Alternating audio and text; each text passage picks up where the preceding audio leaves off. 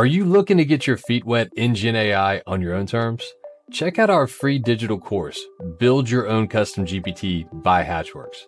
In the course, we teach you step by step how to create your own custom GPT so you can start solving some specific problems and use cases in your business with Gen AI.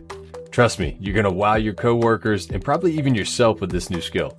Check out the link in the show notes or visit hatchworks.com to get started.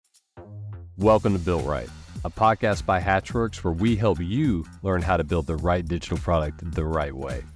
In this season, we're going all in on generative AI, with guests ranging from international AI speakers, founders of Gen AI products, experts in specific domains of Gen AI, and leaders across industries. We're here to help you figure out how to take advantage of this new emerging technology so you can win in the market. So whether you're an AI techie or just AI curious, we got you covered. Let's get into it. Welcome, Built Right listeners. We have a great guest today, Amber Prause, digital product owner and formerly full stack conversation designer at Gordon Food Services. And she manages 10 of their different chatbots across the organization. And today we're going to get into how the world of conversation design and conversational interfaces like chatbots have changed with the recent surge of Gen AI, introduction of tools like ChatGPT, and the million other large language models that are out there. And just for context, Gordon Food Services is the largest privately held food service distributor in North America, delivering the products to over 100,000 customers, including independent restaurants, long-term care facilities, hospitals, schools, colleges, regional and national chain restaurants. Amber, you can tell I went through the About Us page here, but you've probably eaten their food at some point in time. They even have grocery stores, and they've been around for 125 years. So a massive organization, but welcome to the show, Amber. Yeah, Matt, thanks so much for having me. Yeah, I'm really excited for this. And, foundationally, conversational design is one of those domains that's really changing and getting impacted with everything going on. So you have this proliferation of Gen AI, tools like ChatGPT, and it's a very clear inflection point of before Gen AI and after Gen AI. And it's impacting, every domain, every industry out there. But I think a good starting point for the listeners, give us some context for what even is conversational design. Let's start there. Yeah, that's a good question and kind of hard to pinpoint because I feel like even before the shift into this Gen AI, the industry was still kind of getting their bearings on exactly what it means to be a conversation designer. But in my perspective and from my experience as a full stack conversation designer is we are training NLUs to understand human language, basically, and how we would speak in a normal conversation. And we're in charge of when you're typing with a chatbot or anything like that, it sounds as natural as possible, even though it's not a human on the other side. And you mentioned NLUs. What does that stand for? So that's the natural language understanding. Understanding. Okay. Oh, that's interesting. Yeah. It's kind of cool. So we build software solutions at Hatchworks, and the user experience is a big part of what we do in building software. And a lot of times people think traditionally of, how I'm interacting with a software product, but user experience UX is a huge part of conversational design. I would guess as well, right? Yes. Yep. Absolutely. It kind of goes hand in hand there. Yeah. Designing the experience. So, all right. So we've hit this inflection point. ChatGPT came out, and there's, LLMs prior to that. It's not like some new amazing thing that just popped out of nowhere. And people have been using those, but there was almost this, and correct me if I'm wrong, pre-ChatGPT, a lot of the conversational design was very deterministic in terms of, you really had to design out every aspect of the flow, every edge case, because you had to define it. Whereas LLMs, now those have been introduced and they can kind of do their own thing in a non-deterministic way, right? So I talk about how that has evolved. Like previously, everything that kind of went into designing a conversation flow, were you actually going in and having to determine every edge case? I'm imagining this giant Miro board or whiteboard solution that has this, intense workflow of all the different things that could happen. Yeah, you're not far off there. I actually am a fan of whiteboards. I would whiteboard a lot of things, but kind of pre this Gen AI, there would be, so we approached it as identifying like main components of why somebody might use this chatbot. And it was always important to know, obviously, like, where is your chatbot? Who's going to be using it, right? Just knowing your user.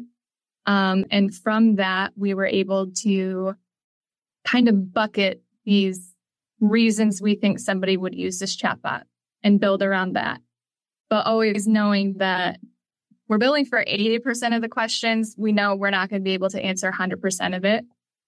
So with that approach, and also customer service logs, I come from customer service background. I actually was on the customer service team here at Gordon Food Service. So having that knowledge of why are our customers calling in, right? What can we automate for that? That's kind of like the standard starting point. And just finding those common themes. And then, like you said, breaking down each of those themes into this working conversational flow that would get a user from point A to point B with the answer they needed. Very hand broken down and thought out. And then on the tech side of that, we're a Google company, so we use Dialogflow, and you are in there getting training phrases. So teaching the chatbot, like if somebody says something like this, we're going to output this exact writing that I'm telling you to output. Yeah. And that's like one of the main shifts we're seeing now with an LLM or Gen AI. We're kind of telling the large language model, here's kind of like your rule set. It could be different what it outputs every time. So yeah, and we've been talking a lot about this at Hatchworks. So it's something similar on the software development side, where our people are moving from the doers in essence to like the orchestrators. And what you just said there is really interesting. It's like that role of the conversation designer now is shifting from, okay, I'm going to literally define every response, and there's like this enormous tree of stuff that's happening, to you're now kind of training the LLM in a sense on, okay, these are the type of questions that you want to feed in this response. That's really interesting. And you also mentioned some core principles too, in terms of like, who's the chatbot for, the purpose of it, what are they trying to get out of it? That doesn't go away, does it? With the evolution of Gen AI, I feel like that's still always going to be present. You got to answer those questions up front. In my opinion, that's like one of the most important things to have. Like, you have to know your why. We don't just want to like throw a chatbot anywhere and assume that's the answer to solve all the problems, right? So I would think, yes, we're still approaching it as there's a reason this chatbot is here. Just how we get to that end result is looking a little different. Yeah, and we're going to get into some of those fun examples, maybe scary examples where some of this has gone wrong in the past. So we're going to get there in a minute. Okay, so you have around 10 or so chatbots right now. I think this is a really interesting area too, because like we hit on the top of the show, Gordon Food Services is an enormous company. And I feel like the larger the enterprise, the more potential risk of using new technology. So how are y'all approaching this? So I'm sure you have internal chatbots, you have customer-facing chatbots. They're doing different things. There's varying levels of risk where if something went wrong, it could be a bad outcome. But how are y'all approaching starting to dip your toes into the potential with generative AI and what it has to offer? Yeah, I would say from my perspective here, we are definitely not ignoring the fact that this is big. This is changing the way how people like do their job, how we are servicing people. And we've definitely been experimenting internally with some Gen AI capabilities. We are moving ahead with caution. I'm putting anything in front of the user, as you've been alluding to. We've seen a lot of cases where, it's great. Like maybe you were the first adopter of it, but that doesn't necessarily mean it was orchestrated well, and it kind of had some detrimental endings. So I would say our approach is we're very in tune with what's going on with Gen AI, and we're kind of testing it out on our people internally before we kind of pull the plug and start putting it in front of our users. Yeah, so that's an interesting approach. I think it makes a lot of sense too, especially when like the main function of Gordon Food Service is food service, right? And the distribution of those things. So it's not like you're a AI company and a chatbot is your main product you're serving. But what I found interesting though, you said you're testing this internally first. So is that in terms of like internal chatbots within employees, or are those like certain types of customers? Like where are y'all starting to test there first? Yeah, so I would say this is kind of twofold. So the first thing that you said, correct. We're spinning up some internal chatbots. We actually have one in the works right now that's going to be servicing our sales representatives and just making their workflow easier, kind of streamlining some things. But the other side of that is I feel like we've kind of been empowered to use Gen AI in our workflows. So going back to like as a conversation designer, where I would be scraping customer service logs and looking for training phrases, and every single way somebody might ask something. Now I just go, to the chat GPs or the Bards or the Geminis, whatever they are now, and say, hey, this is, I'm looking for training phrases for this. And it gives me that starting point. So kind of weeding that into our workflows would be the other way that we're dipping our toes in. Yeah, I hadn't even thought about that. That's interesting. It's like a meta type of thing where the conversational designer is using it to improve the conversation design.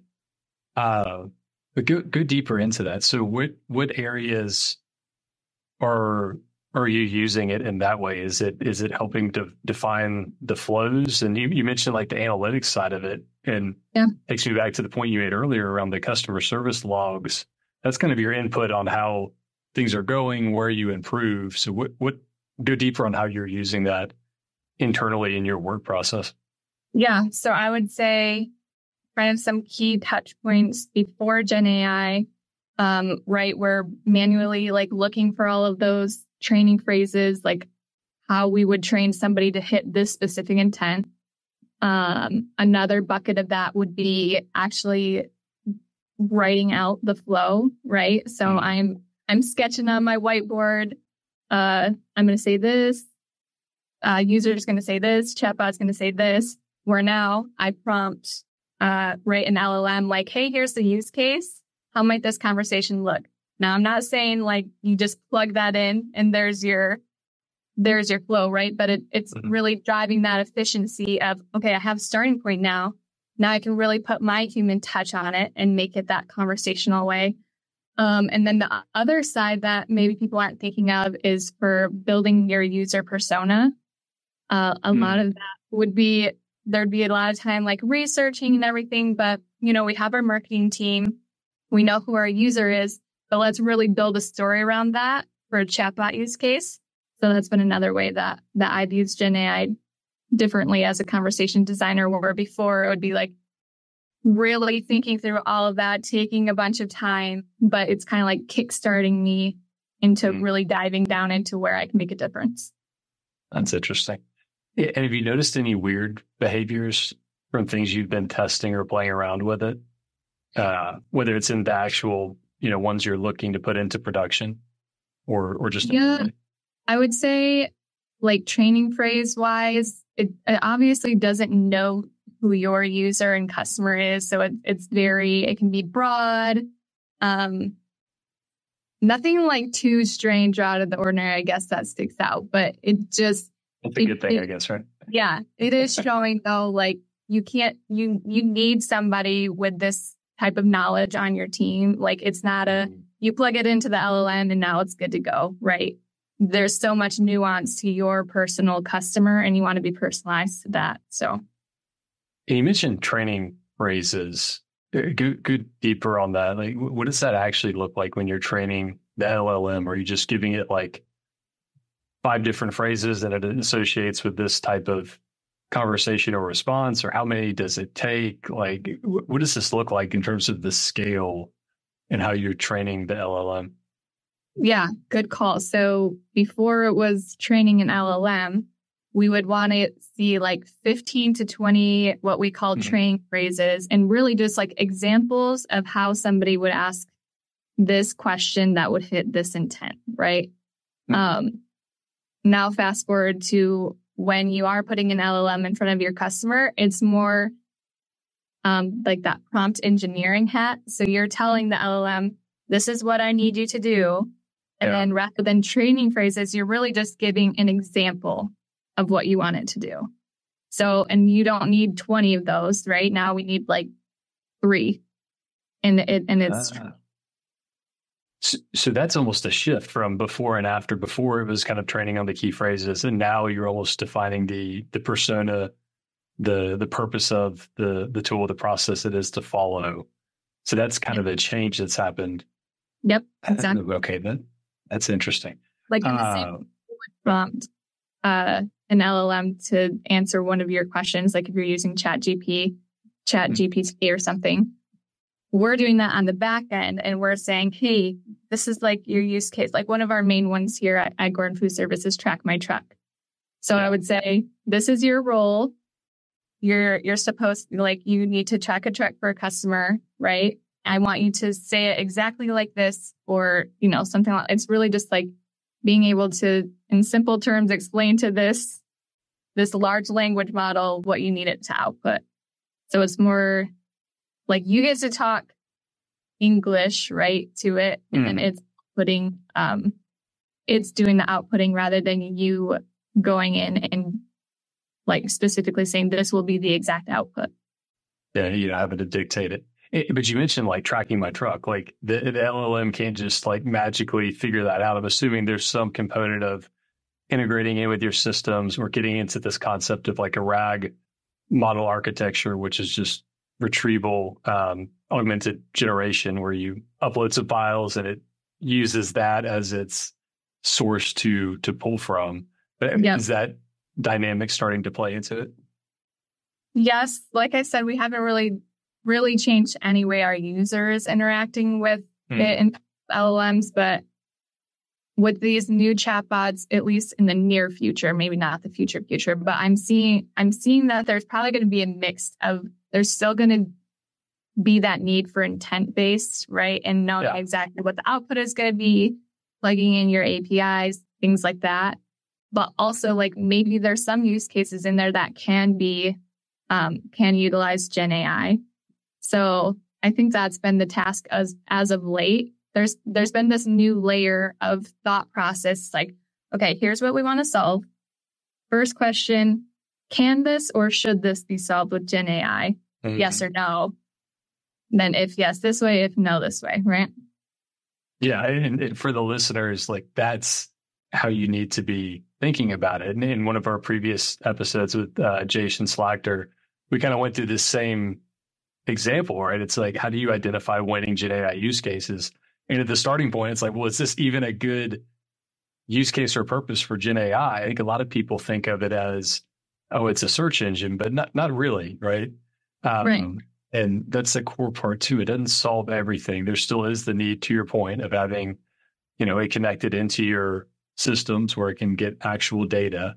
But it makes that process, I guess, a lot easier in terms of, you know, how it can look at the data, retrieve it, decipher what the customer's wanting from it, right? So I think that's the key thing that folks need to understand is, how do you identify the right use case and when to use it? Because it's a tool at the end of the day. Do I need a hammer, or do I need a wrench, or do I need some other, you know, random a backhoe, right? You don't know. Exactly. Yep. So let's get into some examples. Like I've seen several in the press as of late. Any that come to mind that you've seen, whether it's chatbot related specific or just Gen AI in general, where either it's a fail or you've seen somebody do something really compelling and interesting with Gen AI? That's a good question. Yeah, I think we kind of discussed offline a couple of the chatbots maybe that we've seen take a stab at having Gen AI answer some things. I can't obviously remember the exact companies, but there was a car one I think I heard of where they ended up like buying a car for $1 because the LLM behind it was doing the actual like negotiating when that's not what it was meant for. That one comes to mind. And then of course, I think the airline one has been the big buzz lately.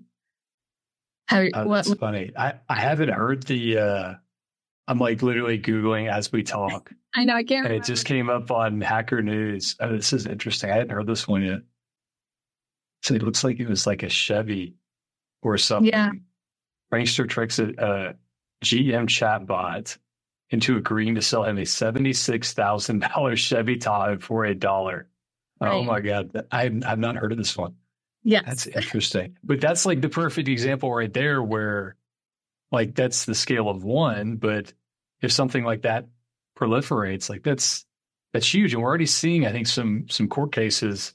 And you mentioned the airline one where, and this was actually back in, I think, 2022. So maybe very early days of ChatGPT. And this was just using traditional LLMs in advance of that. But something around the person interfacing with the chatbot was looking for like a bereavement credit for somebody traveling for a funeral.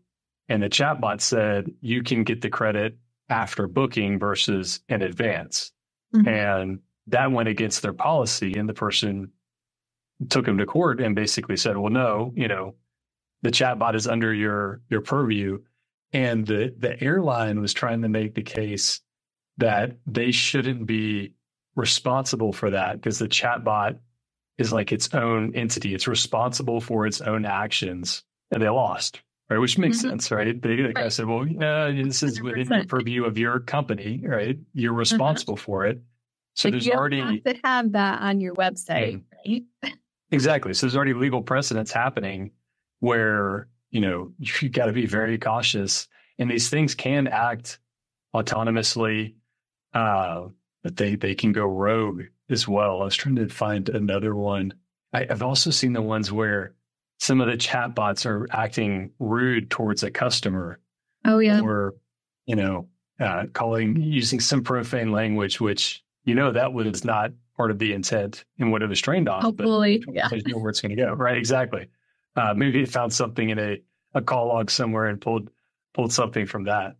Yeah. The other cool thing, like the cool part about that though, is that really you could dive in to be so personalized for your user. Like we're thinking about this in a maybe positive way that you can use it. Is like if your preference is, Matt, that the chatbot does kind of use this more not nice language or whatever, right? And my preference is that it's just like straight to the point, personalized. Like you could have different chat experiences using the same chatbot. And I think that's cool. That's very cool. And that's where it comes into connecting with the interactions like me as a consumer has had with the brand. Mm-hmm. And we've all had that experience where you call in and you got to, go through every answering of every question you feel like you've answered a million times versus the chatbot knowing who you are, your experience, what your preferences are, even stuff that the company didn't have to necessarily specifically develop and code in a way. It's there and it's being leveraged by the LLM. I think that's the utopian side of it versus the dystopian where it's guessing you out, right? And another interesting, I just saw this yesterday.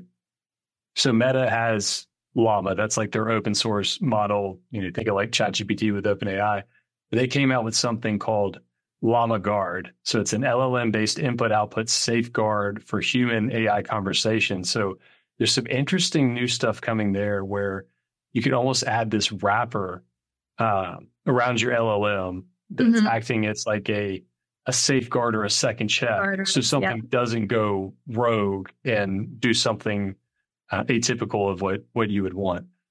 There's a lot of interesting stuff. Have you all played with anything related to that yet? Not to my knowledge, not in my area. We have, but that's interesting. And that also just a good reminder.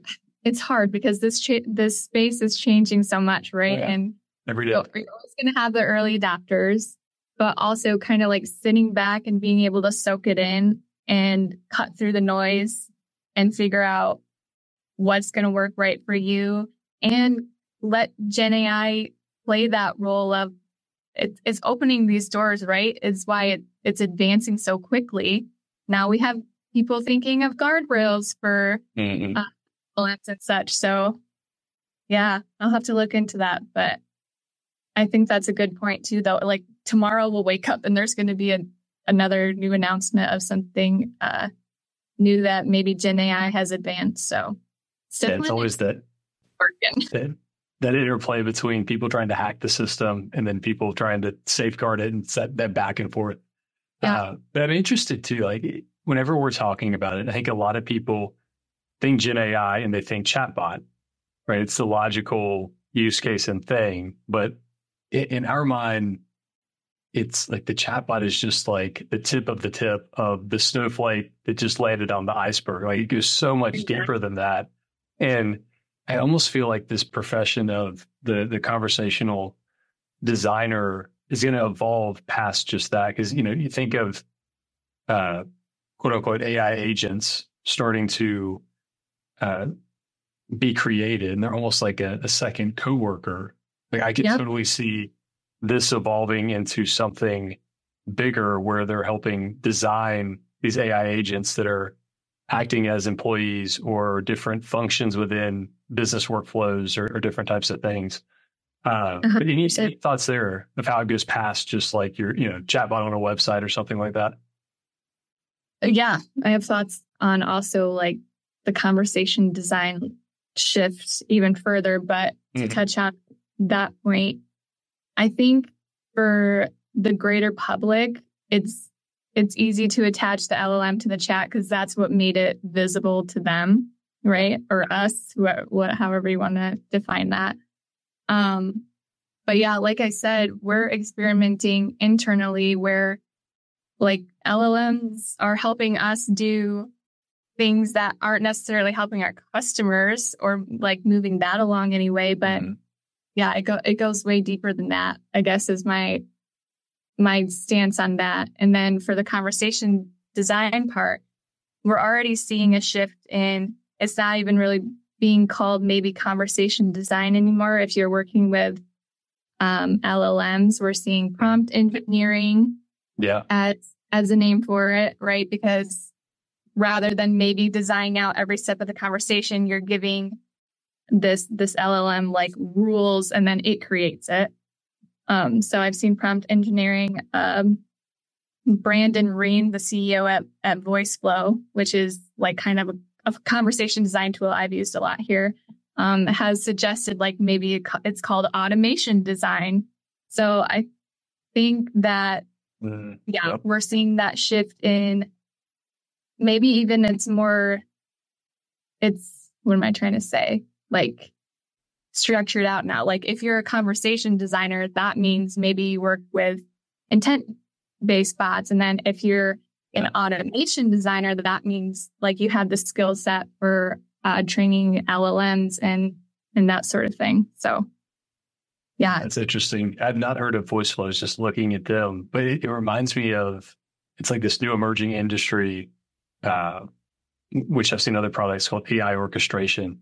We had Alexander on the podcast, I think probably previous to this episode, but Smith OS, what they're building, they do AI orchestration, which is that same kind of concept. It's like it's going down deeper into like the workflow level, the AI agent level. And it's becoming more than just your chatbot or your user interface. And the other thing that's interesting too, Benedict Evans has a great kind of view on Gen AI and where it's going.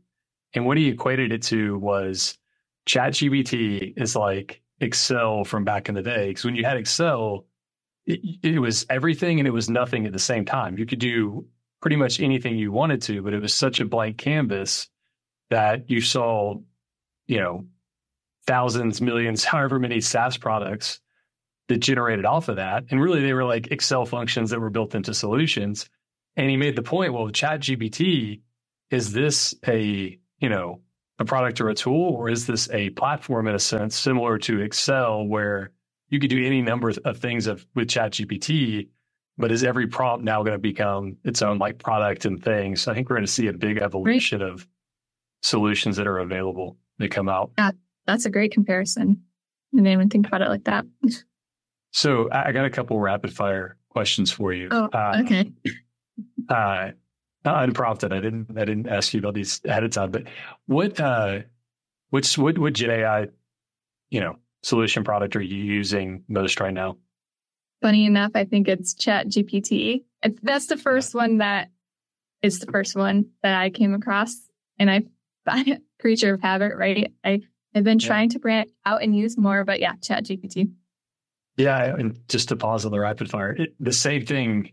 I always default to ChatGPT, but when this records, this will be old news, or when this airs, it'll be old news. But like Claude just came out and they're saying, oh, it's way better than ChatGPT now. But what's even more interesting for me is when I go to Google something, I'm now like conscious of, should I Google this or should I go interact with ChatGPT?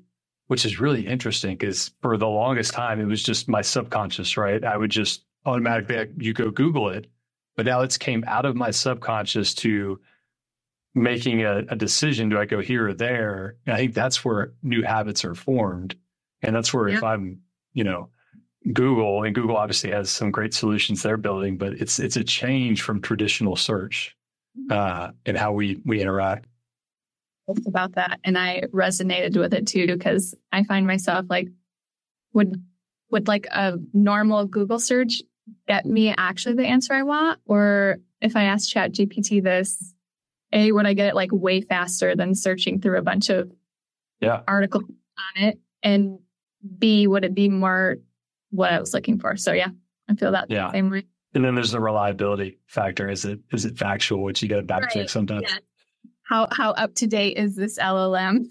Yeah. The $1 Chevy Tahoe, right? What's your not the most used tool, but what tool are you most excited about or you think is most interesting? Could be a brand new one or one you haven't played around with as much. Is there a tool out there that is really interesting to you?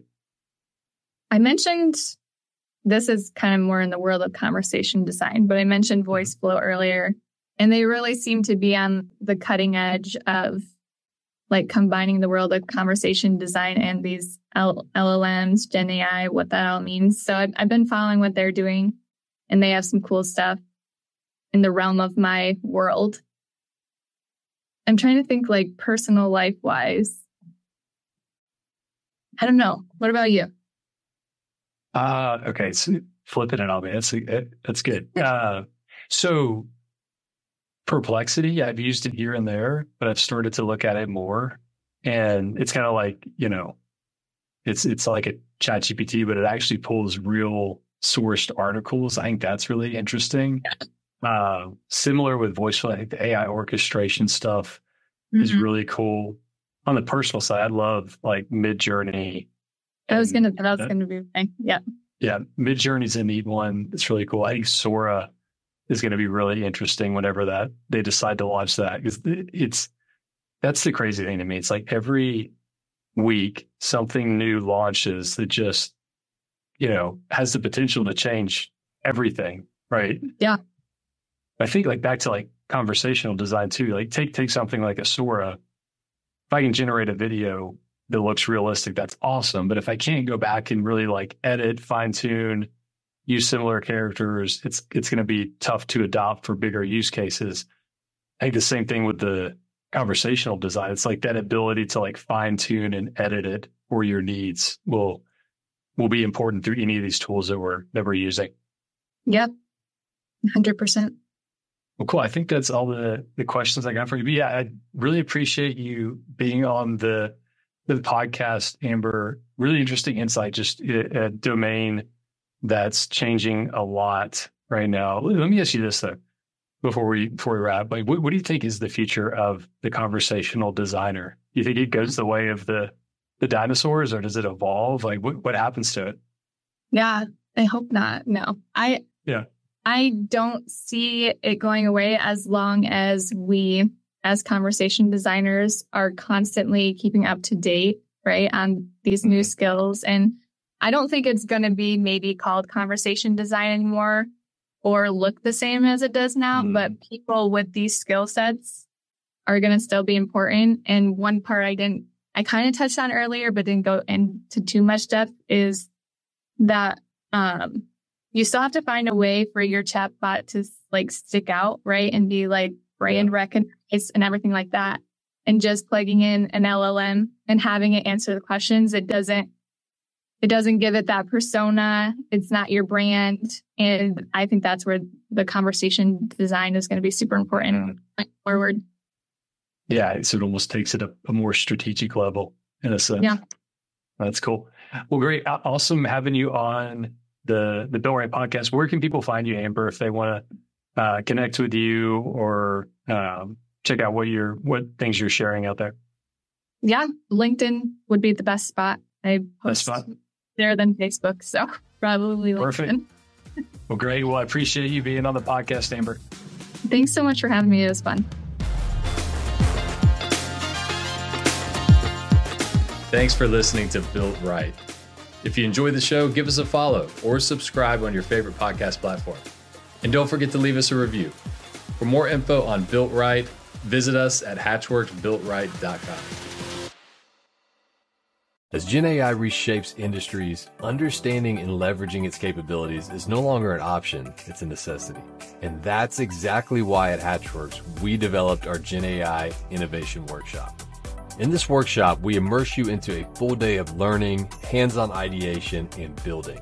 We hit foundational concepts and show you how they relate to your domain. Then we develop actual use cases for your business and your industry. And we even build a custom GPT based on the use cases we define. Check out the link in the show notes or visit hatchworks.com to get started today.